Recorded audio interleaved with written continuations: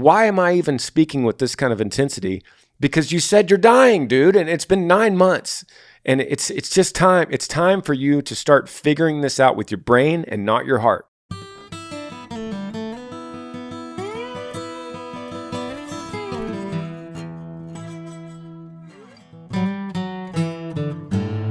What's up, guys? Welcome back to the podcast. Guest today, my brother, Parker, longtime guest on this podcast, always throws out the bombs of wisdom. Every time you're on, we get the best TikToks. Oh, yeah? Just throw out the bombs, man. It's good to be back. We started, a lot of you guys, I know a lot of y'all came from TikTok to this platform to hear the podcast. And we started posting these TikTok clips from this podcast a couple years ago. And I believe it started because of a show that you were on with me. And you were just throwing out these bombs about being content or single or something. It's back actually when you were single. And we posted it and it started going viral on TikTok. And we're like, well, we should do more of these. And now we do them, 3 times a week. Especially with relationship stuff, because people are so hungry to figure out either who their person is or how to get over a past relationship. Everything in that genre goes viral, it seems like, because everyone is so thirsty for it.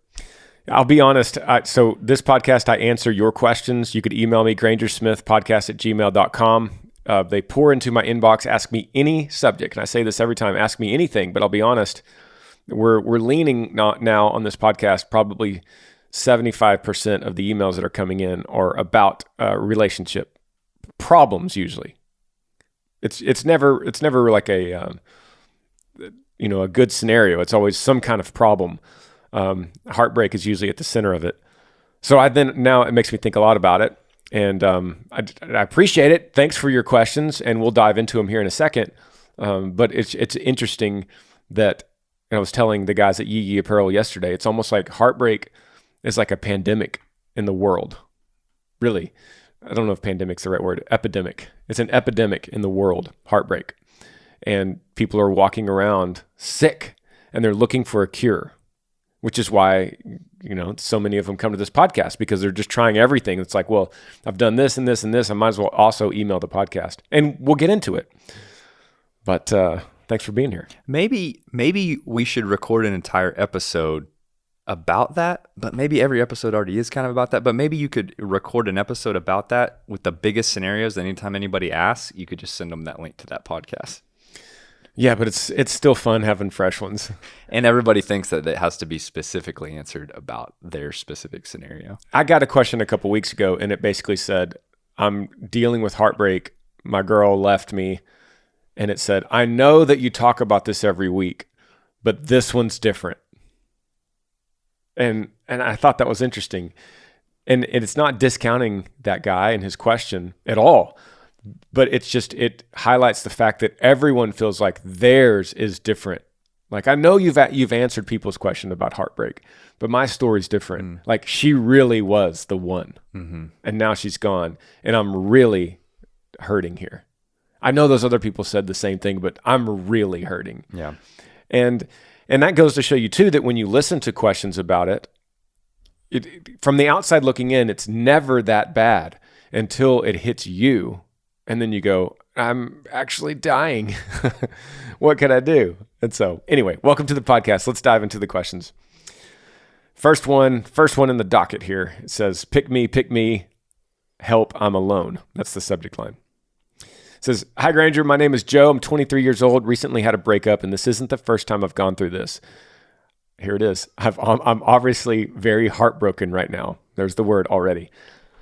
But I'm realizing my tendency to cling to people because I'm not okay being alone. My ex says I ruin relationships because I'm overbearing and dependent for them for my happiness.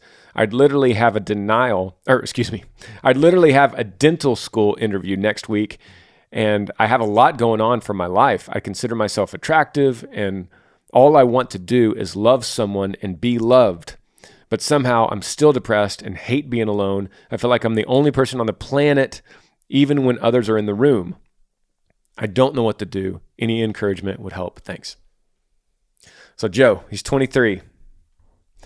And it's funny. This is exactly what we just said. So we have these are the key things here. Heartbroken.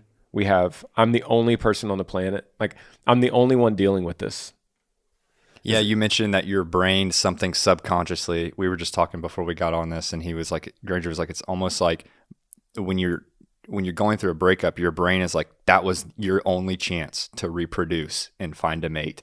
And now you're done. And so it's like the animal part of our brain. I may mess this up, but it's like the older part of your brain is the amygdala. And that's the fight or flight. That's the part of your brain that gets very emotional, that suffers the most in those first few days of grief. That is basically the same emotion after a breakup is grief that you were talking about after a loss, because you're grieving the loss of this person. And it's hard to just view it from a bird's eye view for that neocortex, the newer part of your brain, to be able to be like, look, you're going to be okay. You're not viewing this clearly right now from your current state. Yeah, it's interesting. It's like, if you just want to simplify everything in this email and heartbreak in general, your body, the animalistic side of your brain, says, find, mate, make offspring. And in doing that, you're literally on a hunt. So it's a scarcity mindset. Yeah, it's a scarcity mindset, and you're on the hunt for the qualifications that your brain says good to go. So you scan the world and you scan everyone around you, and your brain goes, deet, deet, got it. Boom. And it says like match, found, mate. And then you go latch on, and then you try everything you can to get the mate so that the animalistic side of you can make offspring. It's all it comes down to. And then when you mess up, or she leaves, or whatever scenario, she's gone. Sounds like a 90s country song. She's gone. She's gone. And your brain then revolts against that and makes you sick, which is why we call it heartbroken. You feel broken. And your brain is telling you two things. Either go get her at all cost, because if you don't, you're going to die. You're not going to eat or sleep, and you're not going to breathe, and your heart's not going to beat anymore. So go get her, or you die. Or two, you better find an equivalent mate fast. You better find someone equal to this fast. And nothing in those two animalistic demands that your brain is giving you, do you have space to say, wait a minute. There's 3.5 billion girls on this planet. I'm not going to die. I'm going to nourish myself with food. Eventually I'll sleep, I'll settle down, and I'll find someone else. But you really have to suppress that animalistic mentality. And that's what we see with Joe, except for Joe has a deeper issue. Joe goes one step further than a girl, and he's saying this is many girls. This happens to him repeatedly, and his ex told him he ruins relationships because he's overbearing and dependent on them for happiness. Which, Joe, you know, whether or not that's true or not, you know that's an issue when you wrote the sentence. You knew this was a huge problem for you when you wrote me the sentence saying, I literally am too overbearing and dependent on them for happiness. Okay, where do we go from here? We'll stop right there. The question is, that could answer a lot of these questions. Where do you find happiness? Exactly. And can it just come from yourself, or do you have to find somebody else to fulfill it?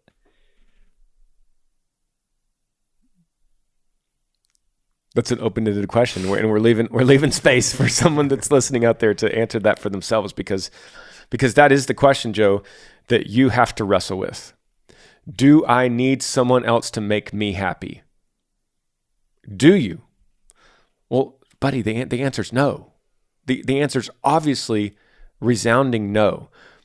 A relationship is supposed to add to you and add to your life and add to the joy and happiness that you already have, but not complete a half of joy that you have or a half of happiness that you have. I've said it before in this podcast, Joe, you're not walking around right now as an incomplete human. Like if you give an x-ray of your body, a CAT scan of everything going on in your body, the doctor would not find anything half completed inside of you, including your heart, including your brain, and every other piece of you is whole already. And so we have to come to grips with that as humans, that we don't need another human to complete our happiness. Which ties into the idea of soulmate, which I know you've talked about before, which comes from Greek mythology. I don't know if you've talked about that, where Zeus cuts people in half. It was an old Greek mythology idea where every person, when they were created, was cut in half, and they were created as half a person, and their mission was to go find their other half. What? To complete themselves. So this is something that's been brought into our minds, that it's the biggest lie of the world, that you are not complete on your own. You have to go find someone else to complete you. And then specifically with that scenario, it's the idea of there's only one person that you can find that would complete you. What that says to me too is that way back then, thousands of years ago, this was still a problem. It was a problem then, and it's still a problem now. Like as a species, we haven't learned any better. We haven't figured out a way around this at all for thousands of years. They were still dealing with it. Just some 14-year-old Roman boy in his sandals crying because a girl stood him up. And I need to say too, because I feel like I'm talking about happiness here, and I need to say, can a spouse that you love create more happiness in your life? Yes, absolutely. We're not saying that a family. We need community. We need people around us.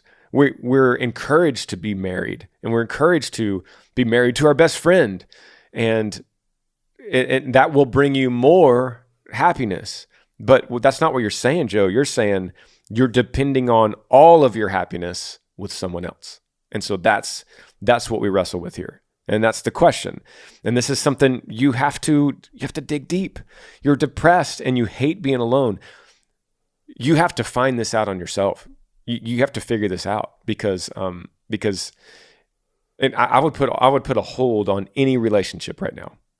I would stop anything from coming your way until this is something that you've wrestled with enough. Now, Parker and I would say that you could find your answers in the Bible. You could find all answers in the Bible. Really, it's our roadmap as Christians. Now, I don't know if you believe that or not. So I'm going to lead you there like one beggar telling another beggar where he found bread. I'm no better than you, Joe, but I'm going to tell you where I found these answers, and then you could take it for what you want. But it has saved me, and I know it's saved Parker and millions of others to be able to look at the Bible. And I heard Rich Wilkerson on Instagram the other day, who's an Instagram buddy of mine, but he said that Jesus came and saved the world while being single. He saved the whole world when he was single. So what could you do single? What are you doing single? The most complete human to ever live. Yes. Was single. He was single. So, Joe, I know the end result for you. The end result is you're going to find out. I'm 23. And I know that probably seems old to you, but you've got a ways to go. Let's talk when you're 27, 28, and you've had 4 years of being single by yourself. And you go, you know what I figured out?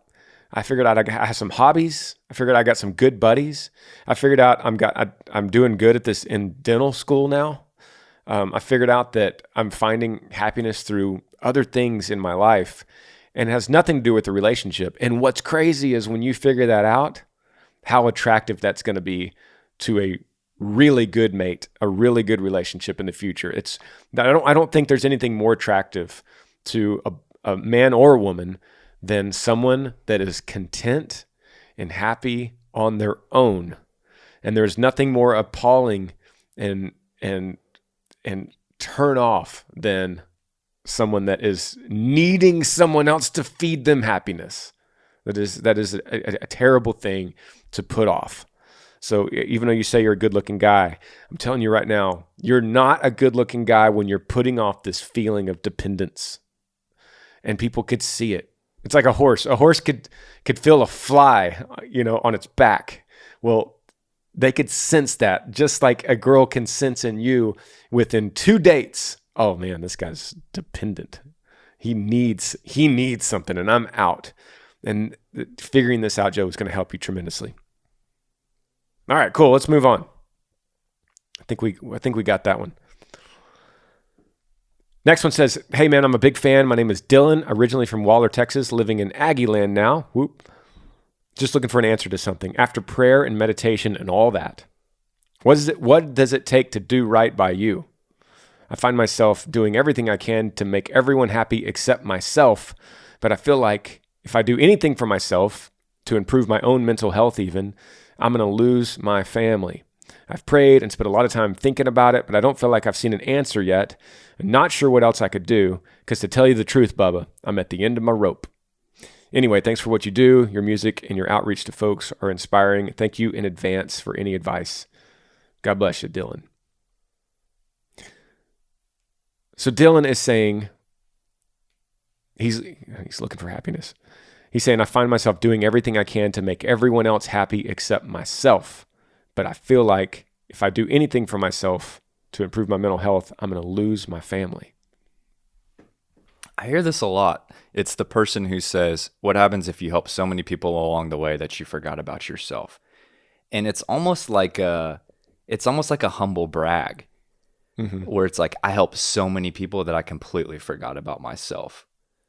But if your own mental health is completely deteriorated, like that's nothing to be proud of. I'm not saying that I'm not like trying to harp on him or anything, but I think it's what I've heard a guy say before is it's like the paradox of you find your most inner joy and hope is found in thinking about others more and of yourself less.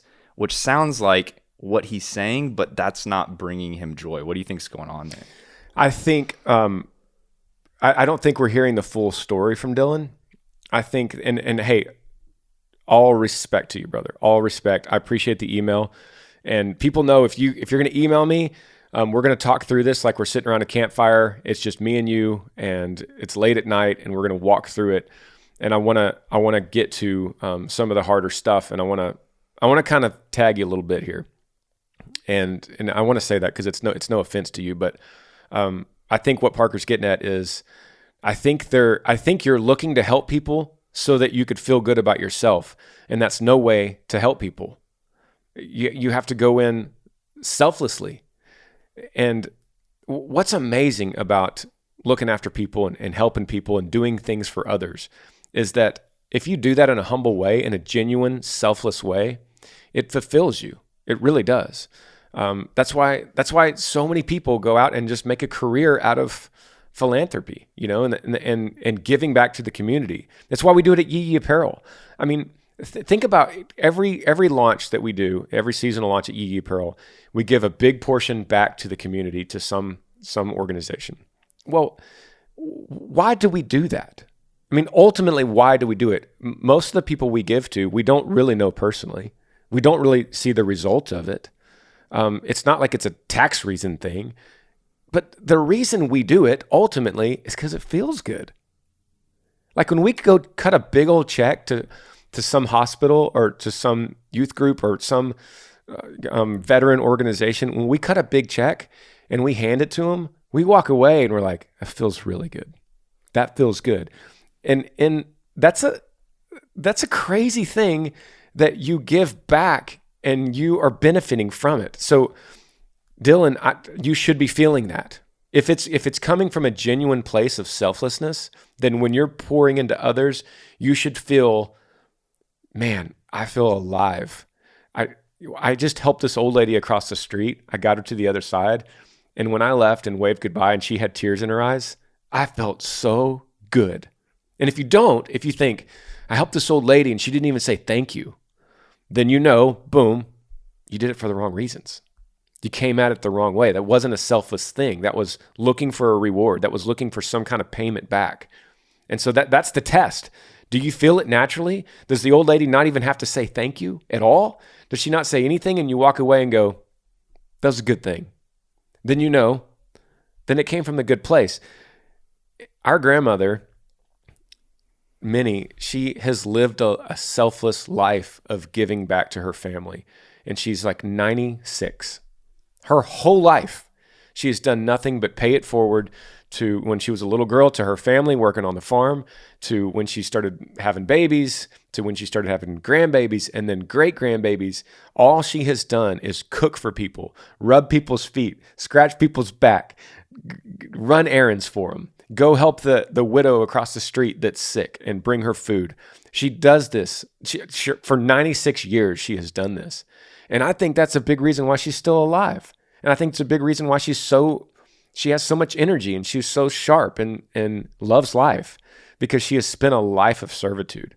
So I think Dylan, your mentality's on the right path of serving others, but I don't know if your heart's all the way into it, because you keep going back to, what about me? And at the end, he said, I'm afraid if I do what's best for me, I'll lose my family, which is also a paradox. Those two things shouldn't be butting heads with each other. Right. It's like, ideally, you are serving your wife, your children, your family. And it's hard because I don't know the exact situation. If we're talking about a wife and if we're talking about children, then the serving of your family is your duty as the husband and father. And at the end of the day, if you don't get any respect, if you don't get anything in return, that's okay, because you're doing that unto Christ, because Christ tells you to do that. And so it doesn't matter if you're not getting any of the feelings of respect or thank you or gratitude back. You're doing it because you're going to get rewards for it in heaven, because Jesus says so. So at the end, when he says that I'm afraid I'll lose my family, but then if he's talking about brothers and sisters and drama, that I don't really know. I don't really know the whole story. Let me put it in perspective of myself and music. And as much as we've gone out and played music for 20 years, there's only so many times I can go play a show for me. Like, I need a reward. I need a crowd to applaud me. I need some kind of, self-gratification from doing this. There's only so many times I can get on an airplane and leave my family on an early flight and go out to tour to get that kind of gratification. There's only so many times I can get on the tour bus and drive for 3 days all the way across the country on minimal sleep and go play a show so that I can get applause. But when we switched as a mentality, as a band, that we're going out for a purpose, we're going out to help others, to serve others through music. We're going to be the corridor from music that could bring a smile to their face. And after the pandemic, it was like, well, that mattered even more, that a lot of these people haven't been out in 12, 16, 18 months. And so we put this mentality in our minds as a band that we're going to go out and play music for a purpose, for one person to hear a song, to smile, to remember something they haven't thought about in a long time, to forget something they don't want to think about anymore, to have just a little bit of peace of joy 3 minutes at a time, song by song for 90 minutes. And then when we walk up the stage knowing we did that without anything in return, we go, it mattered. Okay. That's why we have to leave our families to go do this, because we're doing something that's greater than ourselves, greater than anything we could do on our own. And if I walked away every time and thought, man, that crowd didn't cheer very loud, and that can happen to me. It can. But I have to dismiss it and go, that's not why I'm here. I'm here to serve. That's why God gave me this gift, to serve and serve and serve and serve until I die. Servants until we die. I heard someone say the other day, Paul, the apostle, after being beaten, shipwrecked, thrown in jail, do you think he was like, man, I need a self-care day. I need me. I need to go to the spa. I need to get my shoulders rubbed. I need some green tea. I mean, maybe part of him thought that I would love to catch a break here, but it's like, this guy had been through everything imaginable. No wife, no children, no sex, none of the food that he liked, probably. I mean, he's been through everything, and he had such fullness of joy and peace and hope that everybody in the world today is like, where do I find that? I'm not finding it anywhere. It's not at the spa, and it's not in your own desires. Yeah. Dylan, keep on serving, brother. Keep on serving back, and do it from a whole heart. Open your heart up to your family. Serve others. You'll get that joy. You'll get it back. We're going to take a break and come right back.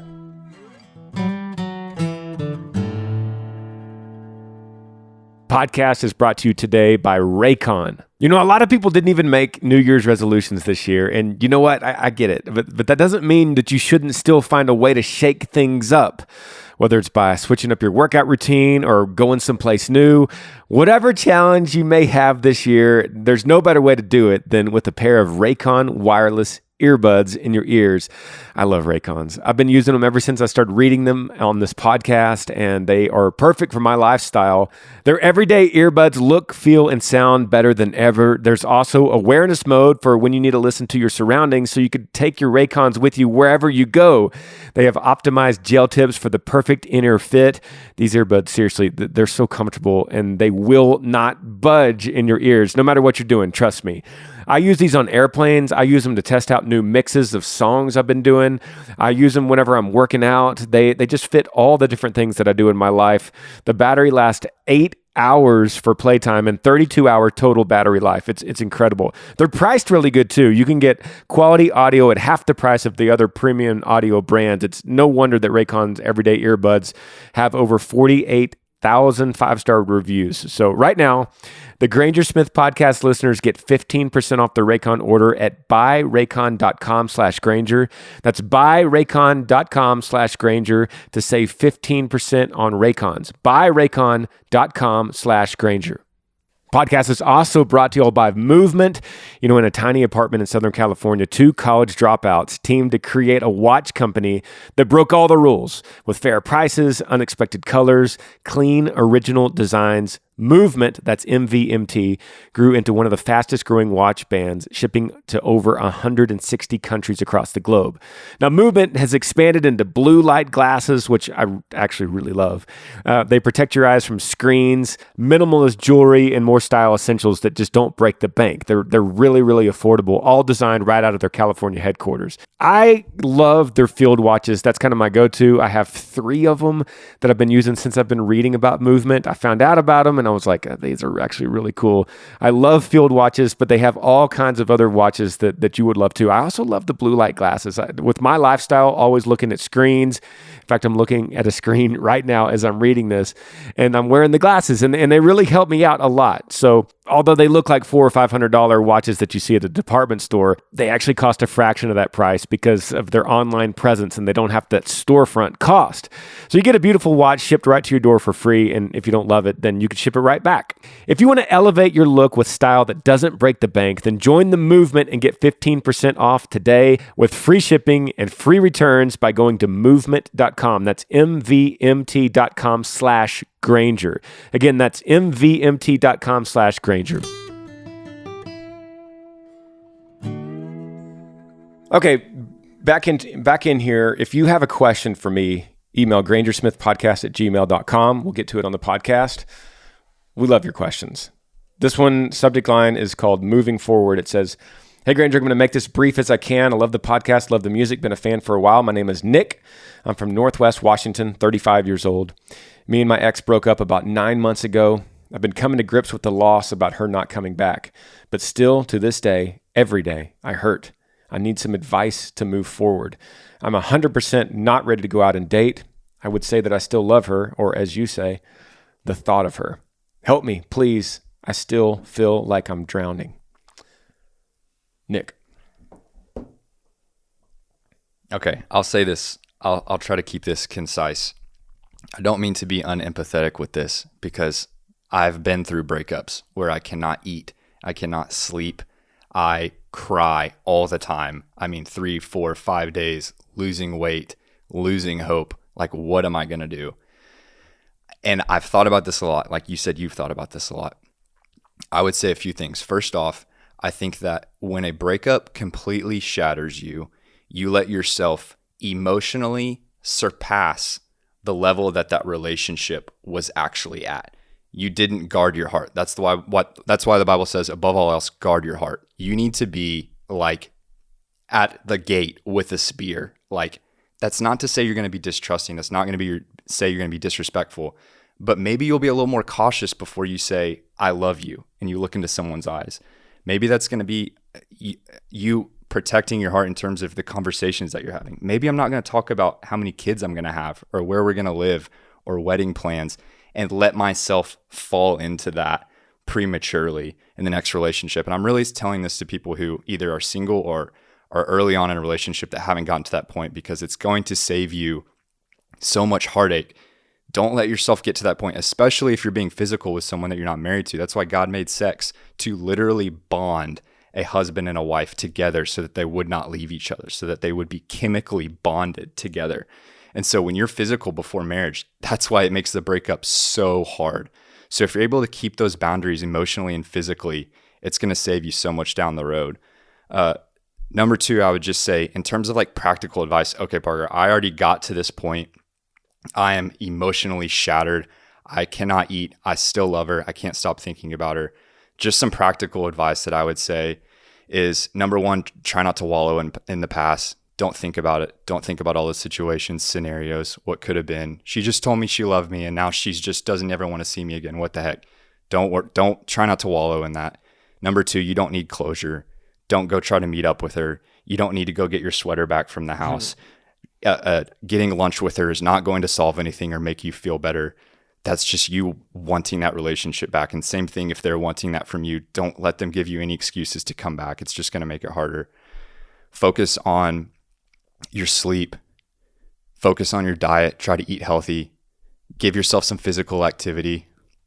If your body's moving, your dopamine's going to be flowing in your brain. You're going to be feeling better.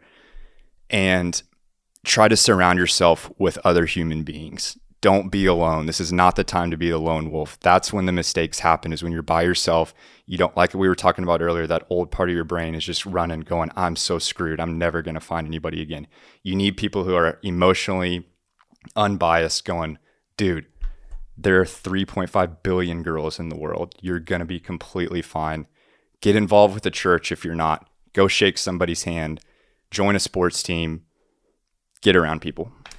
That's awesome. I'm glad you went practical too, because the first, your first point, my mind immediately went to, what if they were married? What if they were married and you did give your full self all in? Because we get just as many of those questions on this podcast too. Yeah, that was if you are unmarried. Yeah. That's when if you're married, you are all in. Your heart's all in. There's no going back. Man, somehow I just lost that question. It just disappeared on my phone. Okay, but I remember what he said. So this is where I would go.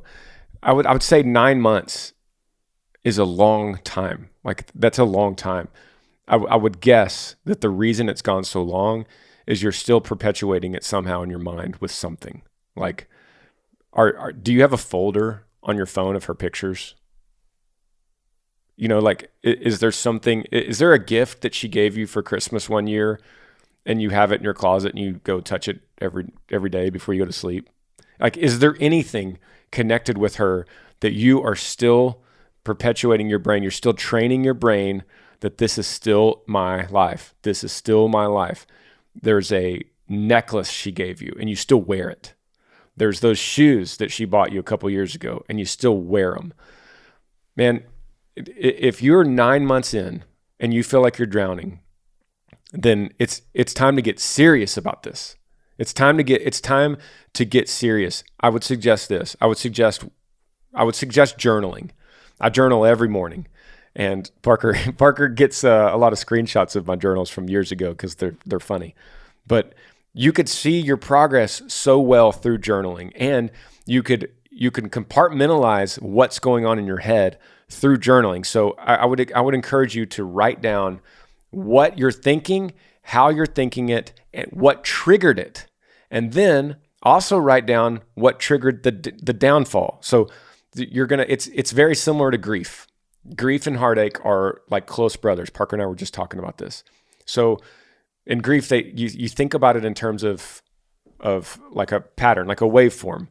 And there's a crest and there's the trough. And you're always moving. Grief is never constant, the same level. Never. There's times when you're like, I don't feel that bad right now. And then an hour later, you're like, I'm literally dying right now. And that's the flow of it. So recognize the flow. Recognize where you are in the flow. Are you up? Are you down? Why are you down? Was there a reason? And there might not be, because the flow just continues to happen. But 9 months in, you're still hurting. You're doing something. You're doing something to keep your brain attached. So go through and start writing this down. And I'm serious, man. I'm serious. I think you're looking at a picture on your phone. I think you're wearing a necklace or a ring. I think maybe you're living in the same apartment where you guys lived. Move out, dude. It's time to change apartments.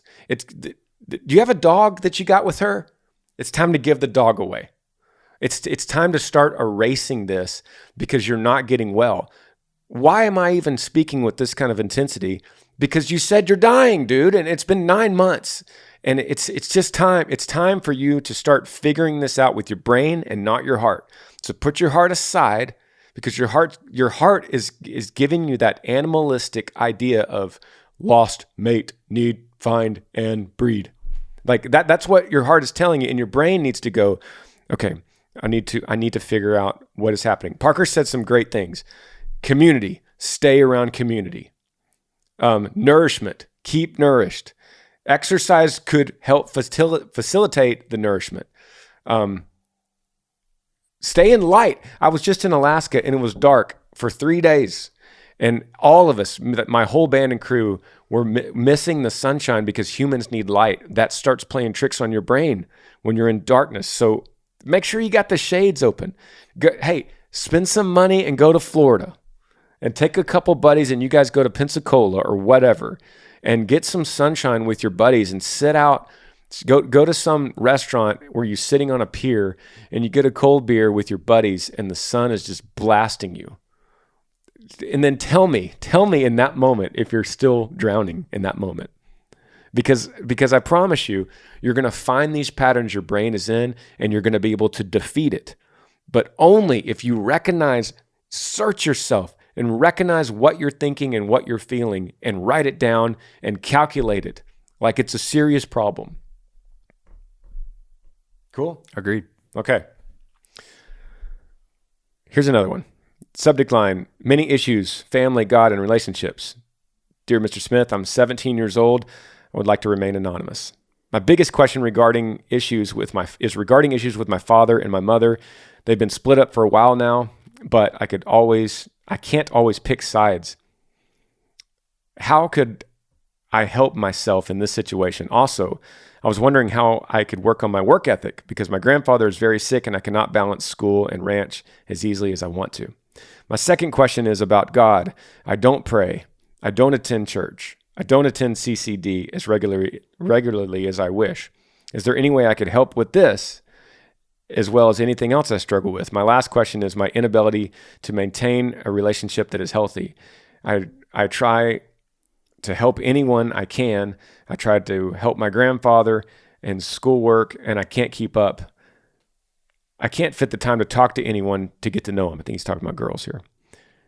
Either they don't like any of my ideas or this or that, or she refuses to let me use any type of methods to relieve my stress. I'm not sure what that means. Sure as a pickaxe and beating on a hay bale. What other ways can I relieve my stress? Okay, I'm gonna stop there. Anonymous. This is what I feel like when I'm reading your email. I feel like this is what you told me, dude. I have this sharp pain in my kidney, and it's like crushing me. And every time I walk, I feel a sharp pain, and it's moving around. And also, I have my lower spine. There is this pinching, and it grabs my muscle. And then also, my last thing is there's something that my headaches are getting worse, and every time I wake up, my headaches are worse. And also, I don't ever go to the doctor. So how can you help me? Like, I feel like that's the question, right? Yeah. Summed up. Like, bro, you're sick in a lot of ways, and full respect to you. You're sick in a lot of ways, and you're not going to the doctor. How do I know? Because you said it right here. I don't pray. I don't attend church. I don't go to CCD. Is there any way I could help with this? Go to any of it. Start today. It's like someone that wants to get into jogging. How do you start jogging? You know you want to jog. You know you need to jog for your health. How do you start? by putting on your shoes. Like you put on your shoes and you tie them up. That's how you start. So the same thing, man. How do I pray? Well, get down on your knees and start. And you say, God, it's me. I know I haven't spoken to you in a long time, but I'm coming to you because I'm struggling and I've got a lot of issues.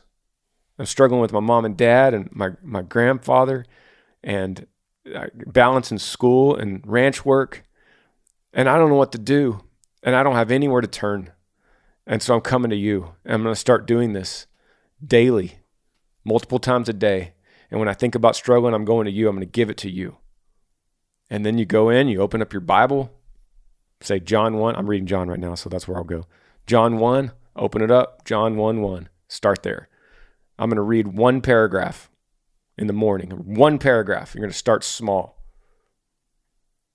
and start digging into that. So, and instead of saying, I've got this pain in my back, it's like pinching, so I think I'm going to try a Band-Aid. No, dude, you need to go to a doctor that looks at your spine. That pain you have in your side, you need to go to a specialist that has an x-ray that looks inside. Don't try to fix it with anything else. So I'm not going to try to fix it with you and your question any other way besides the main question. You're sick. It's time to go to the doctor. In other words, it's time to start praying to God. What would you say if someone's listening to that and going, Granger, what does God have to do with any of this? He asked it. I don't have time for my work. I'm depressed. I'm anxious. I can't find a girlfriend. I'm not happy on my own. I'm discontent. But what does God have anything to do with that? Like, I need real life solutions. You're talking about someone that's listening because he asked it specifically. You're talking about another listener that wouldn't have asked that. Yes, someone who hears that and goes, what does God have to do with that?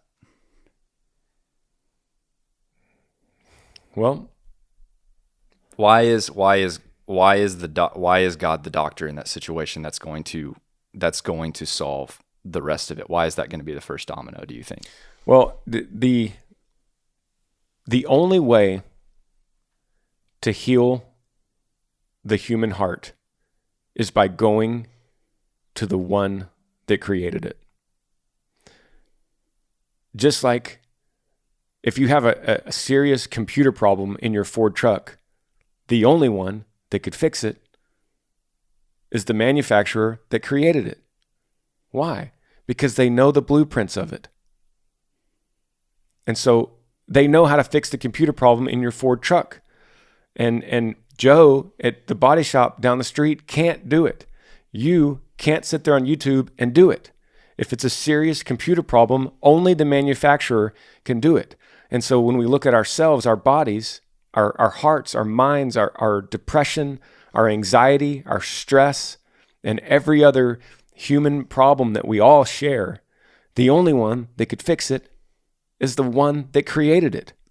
And you realize that your body was created for a purpose in a very intricate, complicated, mysterious, perfect way by a creator. Unless you think you came from amoebas, unless you think you came literally from some kind of bacteria. And if you think you came from some kind of bacteria, then in all due respect, I would say good luck with that. Then I can't help you on your question. I can't help you on any of this stuff. But if you're coming to me saying, my question's about God, I don't pray, I would say, you're driving around in a pickup truck with a blown computer that keeps throwing your transmission out of whack, and you're not going to the dealership. Pull it into the dealership and say, take it. It's yours. You made it. Please, whatever it takes, I need my truck back. Look at it. Dig into this. Please, you made it. You know how to do it. You have the blueprint. I don't. That was great. It reminds me of a John Piper sermon I watched the other day, where in Jeremiah, God the Father is saying, I have the flowing water of life. I have the wellspring of life, and they've turned their backs on it, and they're digging wells where the water doesn't hold. It just flows right through it. And so he's like, the ultimate evil is not just the murder and the theft and the adultery, it's fundamentally the cause of all of those evils is you turning your back and saying, you can take a trip, Creator. I'm going to suck on this dirt and I'm going to dig here because I think I can find the solution right here in this dirt. And then I'm going to die and I'm going to hate you forever. When he's just like, I have it. I made you. Yeah. I have the answer. Yeah. What's crazy, Anonymous, here is that we have a roadmap to our lives. We have the instruction manual. It's called the Bible, and it is laid out beautifully and concisely and very understandable. And you could dive into it at any point, really, and you could dive into your own personal instruction manual and go, okay, if I think this way, if I position my heart this way, if I humble myself this way, and I believe this way, and then I see the results of this, then things will slowly start becoming more clear. I'll slowly start feeling more joy, more peace, more love, more contentment, more happiness. And we could start the list of the results of this, of people that have experienced this, but you really have to do it yourself. And I would say right off the bat, your first step is when you listen to this podcast, you hit your knees and then you be as casual as you can and go, God, I'm so sorry that I have turned my back on you. I have these problems mounting, but you created me and you know how to guide me through these problems. You're not going to eliminate them from me. You're not going to wipe them out of my life, but you're going to guide me through it and then give me peace through it and guard my heart and mind through it. And your second step is go to church on Sunday. Just show up. Whatever you're wearing, just show up. Sit down. Hey, sit down in the back. Sit down in the very back. And just know I'm here. I'm present. I'm showing up. I've got too many problems to not. And if you're thinking this at 17, what do you think you're going to think when you're 27? What do you think you're going to think when you're 37? Just saying. Do you think these problems are going to start going away and you're going to figure it out by the time you're 20? Or do you think they're going to start compounding and getting worse? That's my question to you. Your grandfather's sick. Is he still going to be sick when you're 27? 37? No. He's not going to be here. Then what are you going to do? That's another question for you. Okay, moving on. Take a break. Wow. The subject line here is military. Hello, Mr. Smith. My name is Tanner Moore. I live in Post Falls, Idaho. I'm 17, thinking about joining the military. I come from a very religious family. Do you have any thoughts on this? I don't know if you should join the military. Yeah. It's the classic idea of, should I join something so violent that has potential of killing? Oh, he's saying that could... I think that's what he's thinking. Oh. What do you think about that? It's very justified biblically to be in the military. Yeah, law enforcement, military. I mean, greater love. There is no greater love than this, than to lay down your life for your friends. Like that's one of the first things. Like that's what police officers get tattooed on them. There is no greater love than laying your life down for your friends. Would you say that's if your country is fighting for the right cause? Because there could be a situation where that wouldn't be justified, right? I think so. It's important to remember, 10 Commandments, do not murder. Well, it's commonly misunderstood as do not kill, but killing is justified in the right way. It's murder that's not. Yeah. So motive is everything. Motive is everything. If you're in the military and you have to kill somebody, you're not breaking a law here. You're not breaking a biblical law. It's murder. It's the evil intent of murder that's the problem. So, Tanner, I would send you go straight to YouTube with this. I mean, there are some really beautiful sermons and videos of people explaining, whether it's law enforcement or military, the honorable position to take your faith into the military, and to do it in a very faithful, honorable way to God, and be a warrior. And then look in the Bible. There's so many warriors. Your subject line, military. There's so many warriors. Starting with David. Go read David all through Samuel. I mean, the dude was a warrior, and he was faithful and he was honorable. So yeah, absolutely. I would also say, and this is saying, I'll say two of my best friends are Marine pilots, and I have an amazing respect for the military. I think it could be an amazing option for you.